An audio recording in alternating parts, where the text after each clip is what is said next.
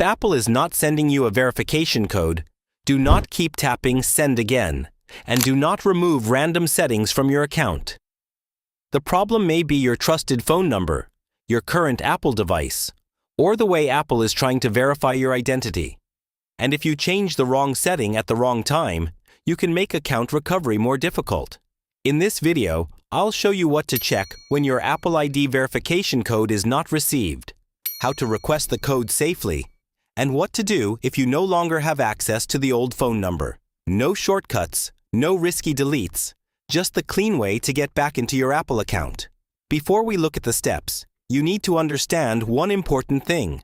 Apple now calls your Apple ID an Apple account, but many people still see the words Apple ID in help pages and older settings.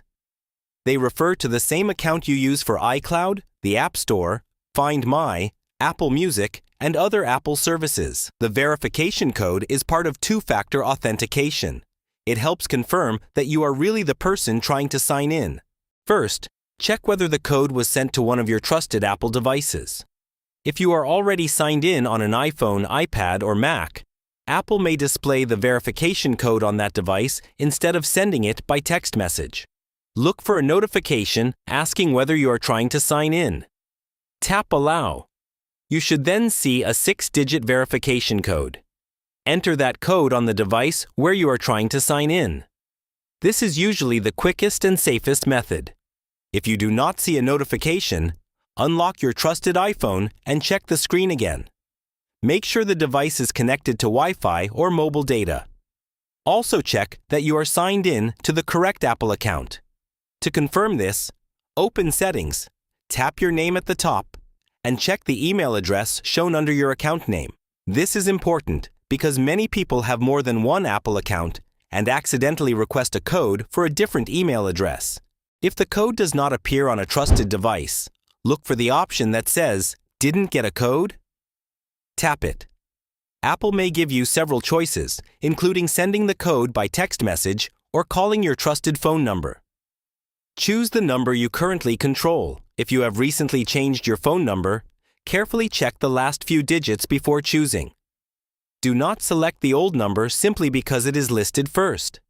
If you choose text message, wait a little while for the code to arrive. If the message does not arrive, try the phone call option if it is available. A phone call may work when text messages are delayed. You should also check whether your phone has a normal signal and whether it can receive other messages. If regular text messages are not arriving, the problem may be related to your carrier, SIM card, or eSIM rather than Apple. Do not request the code repeatedly every few seconds. Wait, check your connection, and then try the available alternative. If you are still signed in on your iPhone, check your trusted phone numbers before making any changes. Open Settings. Tap your name. Then tap Sign In and Security. On some iPhones or older iOS versions, this may appear as Password and Security. Now look for two-factor authentication. Inside this section, you should see your trusted phone numbers. Check whether your current number is listed. If the only number shown is an old number that you can no longer access, do not remove it immediately. First, try to add your current number. Tap Add a trusted phone number. Your iPhone may ask for your device passcode. Enter it, add the new number, and choose whether you want to verify it by text message or phone call. Apple will send a code to the new number. Enter that code carefully. Adding the number is not enough. You need to complete the verification process so Apple knows that you control it. Once the new number appears in the trusted phone number list, you have a safer way to receive future codes. Only after that should you consider removing the old number. Now let's cover the situation many people run into. What if Apple keeps sending the code to a number you no longer have? If you are still signed in on a trusted iPhone, iPad, or Mac, use that device to update your security information. Apple may ask for your device passcode or Apple account password. Follow the prompts carefully.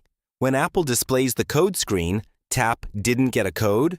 Then look for an option such as Can't Get to Your Devices or another recovery option. The exact wording can change depending on your device and iOS version.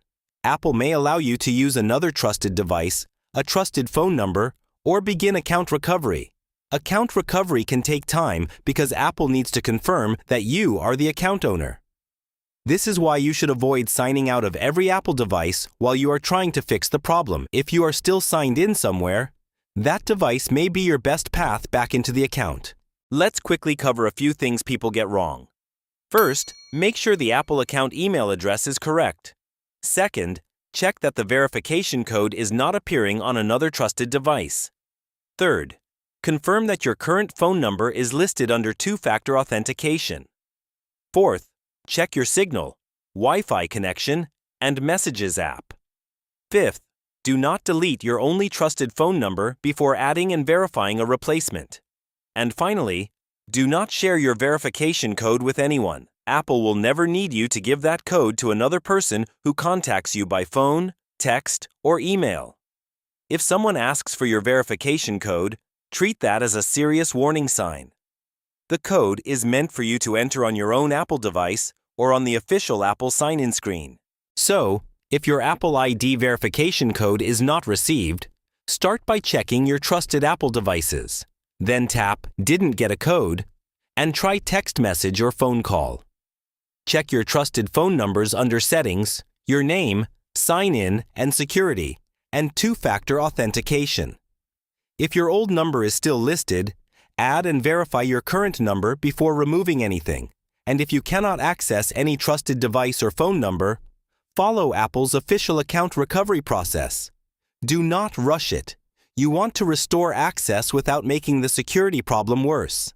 If this guide helped you, subscribe for more simple, up-to-date iPhone security and privacy tutorials like this.